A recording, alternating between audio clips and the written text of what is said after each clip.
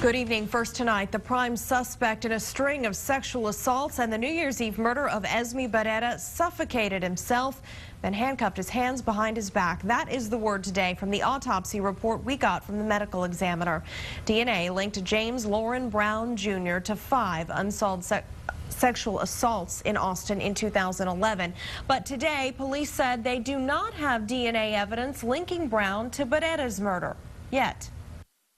With, crime scene vans coming, people were definitely curious what was up. Neighbors at James Lauren Brown's Central Austin apartment complex were stunned back in January to learn the quiet man who seemed friendly enough was the prime suspect in a string of assaults on women. There's a good chance that this is our bad guy. And when Austin Police Chief Art Acevedo announced Brown was tied through DNA to several attacks on women, he was hopeful new evidence would lead to solving Esme Barrera's murder. The bottom line is, although we think he's a prime suspect, we're not going to say that we've solved the case. But we're hopeful through science and hopefully some additional information that viewers out there might have, we'll be able to bring some final closure. But 3 months later, final closure hasn't come.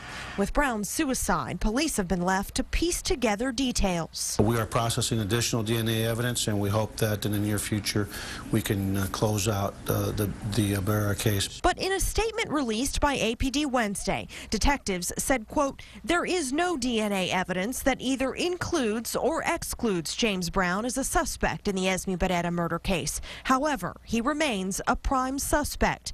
They go on to say this is an active case, and they are still investigating. It sounds like he was a very disturbed individual. Yeah. In January, Esme's neighbors could not know how disturbed. An autopsy report shows Brown placed a black trash bag over his head, secured it around his neck with packing tape, then used white metal handcuffs to secure his own hands behind his back. Police also found a suicide note at the scene. Well, you might remember James Brown Jr. came to Austin in 2010 after he served in the Navy. He was originally from Dallas and worked as a waiter at IHOP here in Austin. Police are still asking for help from anyone who knew Brown or saw him around New Year's Eve. We could hear more from APD on this case as early as tomorrow.